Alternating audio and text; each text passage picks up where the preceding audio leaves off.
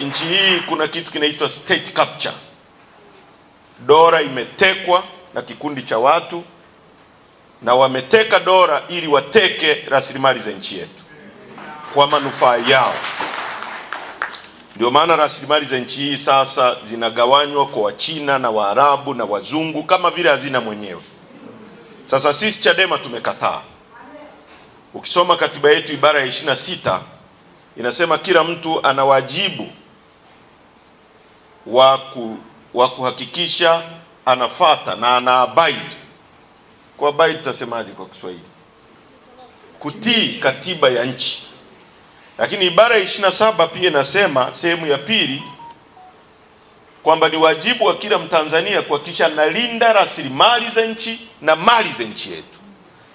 Kwa hiyo nataka nitoe position ya chama hapa, kwa sababu tuna vyombo vya habari na vitapeleka.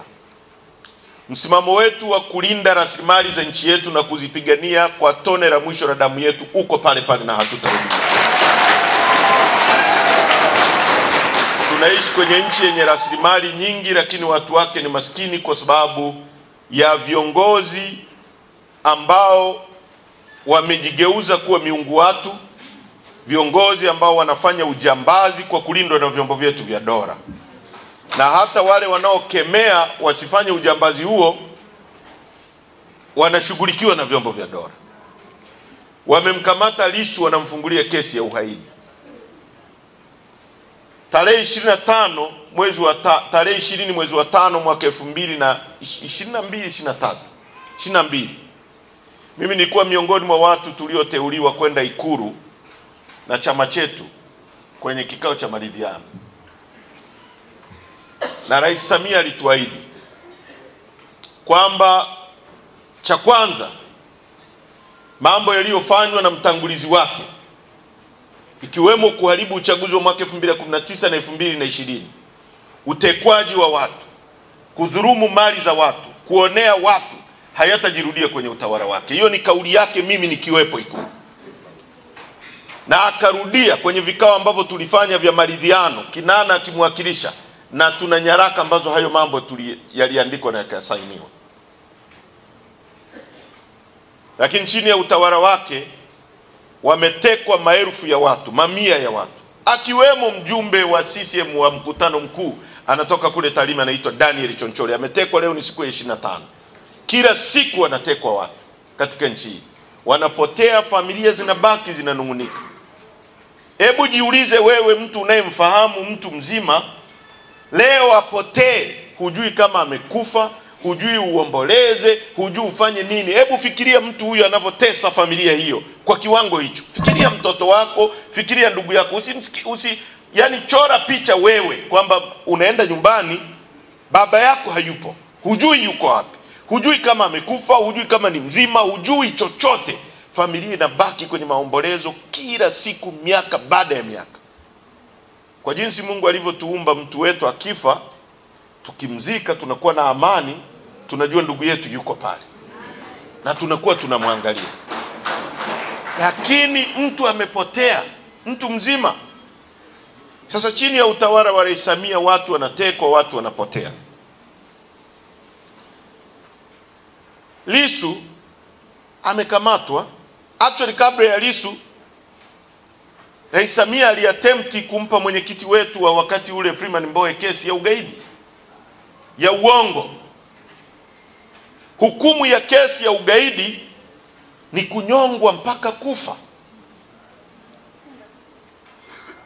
Una binadamu mwenzako ambaye hujamuumba wewe, unajua kutoka moyoni kwamba hana kosa, unampa kesi ya ugaidi ya uongo ili umnyonge mpaka afe kwa sababu ya madaraka, kwa sababu ya vyama vingi ambavyo nyewe wenyewe mlivianzisha ili tushindane.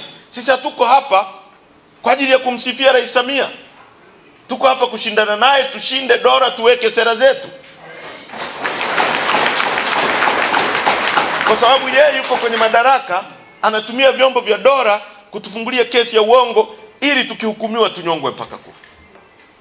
Leo mwenyekiti wetu mwingine chini ya kipindi cha miaka mitatu ya Rais Samia amefunguliwa kesi ya uhaini, treason. Hukumu yake ni kunyongwa mpaka kufa. Rais Samia anataka Lissu anyongwe mpaka afe. Mtu ambaye alipigwa risasi 16, Mungu akamsimamisha.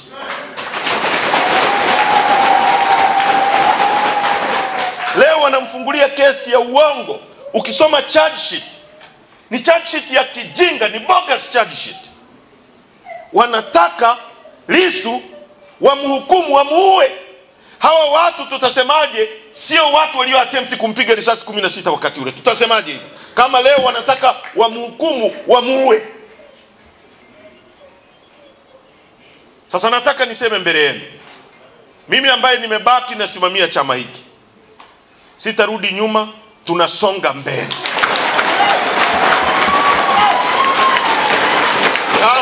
Kama walifikiri kwamba wakimkamata Lissu tutakwenda kuomboleza, Lissu atakaa ndani, sisi wengine tutasonga mbele. Wakinikamata mimi, wengine mtakao baki nje msonge mbele. Wakitupiga risasi, watakao baki nje wasonge mbele. Na hawataweza kuiua Chadema. Na kuanzia sasa, barua zao za hovyo hovyo ambazo hazina msingi, za kiuonevu, hatutazijibu. Wakitaka waifute Chadema kama wana nguvu hizo. Tunaelewana vizuri? ANC ilifutwa kabisa na makaburu wa Afrika Kusini. Kwa miaka 27 ulikuwa uruhusiwi kutamka neno ANC. Lakini ANC haikufa kwenye mioyo ya watu wa Afrika Kusini. Chadema haitakufa kwa sababu msajili anaifuta au si wanapiga mtu risasi au wanamweka mtu ndani. Chadema ni imani ya wananchi kwamba ni alama ya ukombozi, ni alama ya maisha bora. Sio swala la Lissu, sio swala la Heche, wala sio swala la mtu mwingine yoyote. Ni swala la imani ya wananchi kwamba hiki ndio chama kitakachowapa ukombozi wa kweli. Tunaelewana ndugu zangu? Kwa hiyo tunasonga mbele. Wamemkamata mwenyekiti wetu, kesi ya uhaini ya uongo, kwa sababu amesema madini ya nchi hii yanachukuliwa, yanakabidhiwa kwa wageni. Tulikuwa mkoa wa Ruvuma, tunakutana na maelfu ya maroli yanasomba makaa ya mawe. Tutazungumza kwenye mkutano wa hadhara. Watoto wetu wanabaki maskini. Makaa ya mawe ni utajiri ambao Mungu ameweka hapa ili tukianza kuchimba chuma tuwe na uwezo wa kukiyeyusha, kwa sababu umeme unaoweza kuyeyusha makaa ya mawe kwa gharama ya chini ni umeme wa makaa ya mawe. Sisi tuna chuma hapo Ludewa. Unapochukua makaa ya mawe unagawa kwa Wachina, wanaenda kujenga uchumi wao. Siku ukitaka kuyeyusha chuma chako, utaenda tena kununua kutoka nje urudishe ndani. Kuna akili hapo ndugu zangu? Kuna akili hapo? Tunapoyasema haya, wanataka kutufungulia kesi ya uhaini. Lissu amesema tuasi dhidi ya mifumo miovu, mifumo kandamizi. Hii sio kauli ya Lissu, ni kauli ya Mwalimu Nyerere. Alisema nchi hii inahitaji vijana jeuri watakao asi dhidi ya mifumo kandamizi, na sisi tuko tayari kuasi dhidi ya mifumo kandamizi. Hatuko tayari kwenda kwenye uchaguzi ambao tunajua mshindi tayari, na wameshaanza bungeni, mnasikia wanasema Rais Samia amteue Majaliwa kuwa waziri mkuu. Wabunge wa CCM wanasema hivi. Alafu kuna mwanachadema anasema twende kwenye uchaguzi wa aina hiyo ambao tayari wao CCM wanasema rais yupo, na tayari wanataka wateue waziri mkuu. Tayari wanasema Nchimbi ni makamu wa rais, anapewa protokoli za kimakamu wa rais, analindwa na vyombo vya dola, na nyie mnataka twende kuraba stamp uchaguzi wa aina hiyo? Twende kuupa uhalali uchaguzi huo? Rais Samia leo anaona mtu anayeweza kushindana naye, kama tukiamua labda kwenda kwenye uchaguzi ni Lissu, anampa kesi ya uhaini. Nataka tushiriki mambo hayo? Nataka tushiriki mambo hayo? Tumesema no reforms, na hatuwezi kurudi nyuma. Ndio msimamo wa chama chetu. No reforms, no election. Ndio msimamo wa mkutano mkuu wa chama, ndio msimamo wa baraza kuu la chama, ndio msimamo wa kamati kuu ya chama, ndio msimamo wa viongozi mliowaweka, mkawapa amri na watasimamia amri ya mkutano mkuu, sio amri ya mtu mwingine yoyote kutoka nje. Sasa tulikuwa Ruvuma, RPC ananiambia mkitaka kuzungumza hapa msizungumze no reform. Nikamwambia kama unataka kuwa sehemu ya maamuzi ya nini kisemwe kwenye chama chetu, njoo uwe mjumbe wa mkutano mkuu na utakuwa na sehemu ya kuamua. Lakini sisi tukishaagizwa na mkutano mkuu, sisi ni kutekeleza. Tunaelewana vizuri? Wala tutachukua maamuzi ya mtu mwingine wa pembeni. Ndio msimamo wa chama. Kesi ya uhaini, bogus case, ndio mara ya kwanza kwenye mfumo wa vyama vingi kiongozi wa upinzani unayeshindana naye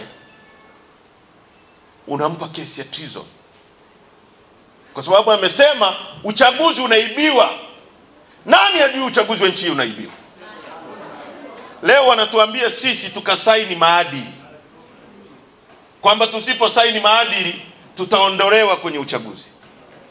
Hii tume ya taifa ya uchaguzi ina maadili? Hapo inataka tukasaini maadili ambayo yenyewe haina hayo maadili. Hao wanaoiba uchaguzi ni maadili yani? Hao wanaozuia mawakala wa Chadema wana maadili hao? Hao wanaoondoa mtu mwenye degree 2 wanamwambia hajui kusoma na kuandika, alafu wanapitisha mtu wa CCM wa darasa la 7 eti anajua kusoma na kuandika, wana maadili hao?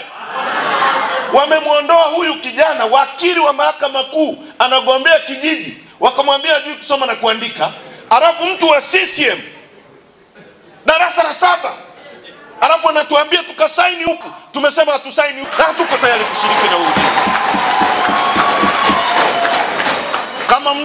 Kama kuna mtu anasema kusema hivyo ni makosa, asimame hapa mbele yetu. Kama kuna kiongozi wa chama chetu anasema sisi kuchukua msimamo huo tunakosea, asimame hapa. Asimame hapa. Watu wanaoondoa mtu mwenye degree 2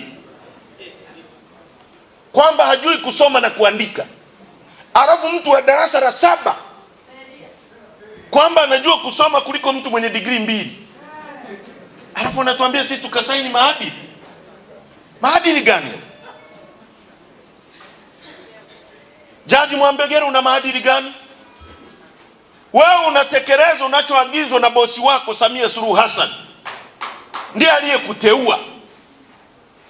Tume ya Taifa ya Uchaguzi ambayo Omar Ramadhani Mapuri, katibu mwenezi wa CCM, ni miongoni mwa makamishna 5 wa tume, tunaambiwa tukasaini maadili ya hiyo tume. Katibu mwenezi wa CCM ni mjumbe kwenye hiyo tume. Atatutangaza sisi au atamtangaza mwana CCM mwenzake?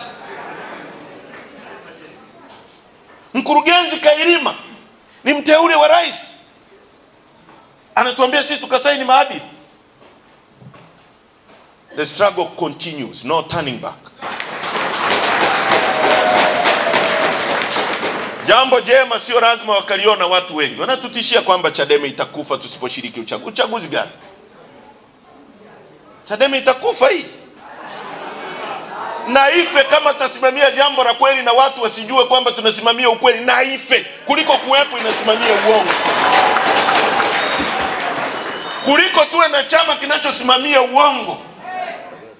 Tuko tayari sisi wengine kuacha hii siasa. Kama viongozi wetu mnataka mimi na Lissu tusimamie uongo, mimi siko tayari kuwa sehemu ambayo na riski maisha yangu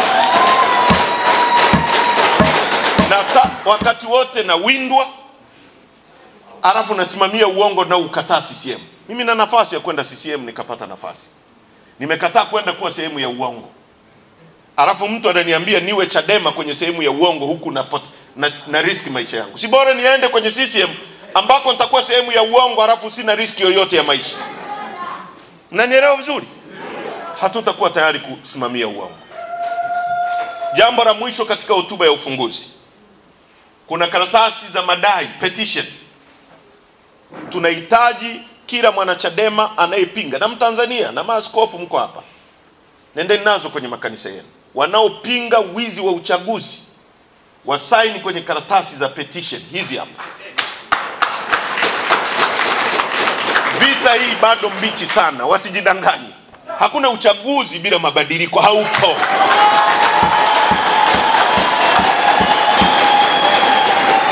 Na bahati mbaya wamemgusa Lissu. Rais Samia, kikimpata chochote Lissu kwenye mikono yako gerezani, utaijibu Tanzania na utaijibu dunia. Miongoni mwa mambo tunayotaka kubadilisha ni kuwa na mahakama huru ambazo zinaweza kufanya maamuzi kwa wakati. Rais Samia aliunda tume ya haki jinai na ikampelekea mapendekezo. Miongoni mwa mapendekezo ni kwamba mtu asikamatwe kabla ya upelelezi hujakamilika na ushahidi kuwepo.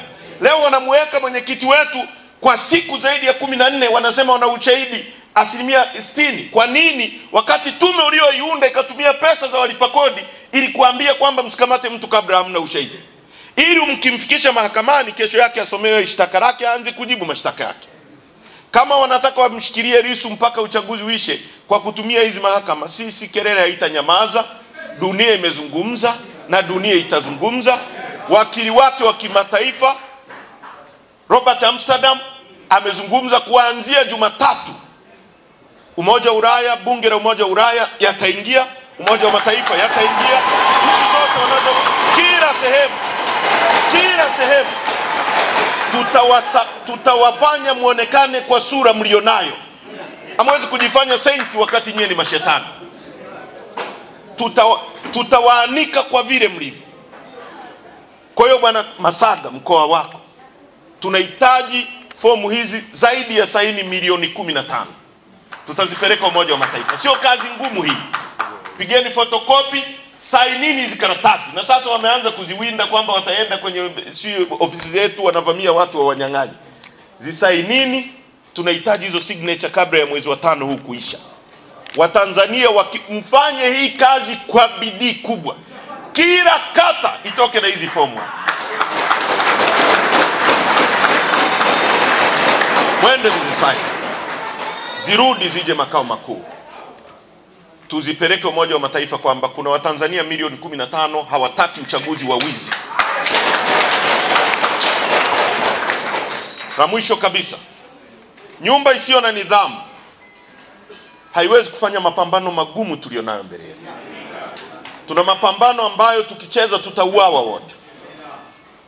Na tukiruhusu miongoni mwetu watu wasiokuwa na nidhamu, wasiokuwa waadilifu, wasiokuwa wa kweli, watakuwa sehemu ya kutuumiza. Tutasimamia nidhamu bila kumwonea mtu wala bila kumwogopa mtu. Ndio hulka yetu. Tutataka watu ambao wanajua kweli, wanawiwa kupigania maisha ya watoto wao wasije kuishi maisha mabaya kama wao walioishi. Hebu fikiria hivi, nyewe watu wa Kyela hapa, mnaziwa Nyasa. Wakulima wenu wanachohitaji ni maji yatoke ziwani yawafikie kwenye mashamba. Mpunga ni siku 90. Msingekuwa mnasubiri mvua ya Mungu mlime. Ungekuwa unavuna, unapanda, siku 90 umevuna, umepanda, siku 90 umevuna. Ile faida unayoipata kwa msimu mara moja kwa mwaka, ungeipata mara 4 kwa mwaka kama tungekuwa na serikali inayojitambua. Tusingekuwa hapa tulipo. Sisi tunaagiza mchele kutoka Pakistan, lakini kokote ukienda dunia hii wanakuambia nahitaji mchele wa Kyela. Leo Kyela ingekuwa ni nchi ambayo inauza mchele duniani kuliko sehemu nyingine yoyote. Hatuna uongozi wa kuwabadilishia maisha. Hiki chama kitawabadilishia maisha. Tunahitaji kukilinda. Tunahitaji kukipigania. Najua miongoni mwenu kuna watu wengi wanapigania hiki chama. Kama sisi wengine tunavyojitolea, tunalala barabarani, tunaendesha magari yetu binafsi, tunatumia mafuta yetu, tunaomba ili tuwafikie. Na nyie mnajipanga, mnajipigania, mnakodi kumbi, mnakodi vyombo. Tuwe na nidhamu katika kupigania chama hiki. Nataka kwenye kikao cha leo tusilete mambo ya ushabiki. Tuzungumze mambo ya ukweli na tulenge katika kutibu chama chetu. Nimeenda kwenye kikao kilichokuwepo Njombe. Ni watu wanaotumiwa na mifumo ya dola kuleta chuki ndani ya chama chetu. Chadema ilikuwa familia moja. Your problem, your pain is my pain. Ndio iliyokuwa Chadema aliyoijenga Dr. Slaa, ambapo mtu akikamatwa Tarime Kyela wanalia. Leo mtu kwenye chama hiki anaweza kuigiza kwamba ameumizwa ili atengeneze mazingira ya anapita kwenye sehemu ambayo sisi wangeweza kumdhuru ili waue chama hiki na wafunge viongozi kwa uongo. Tumefikia chuki ya kiwango hicho, na anajua kabisa hajaguswa.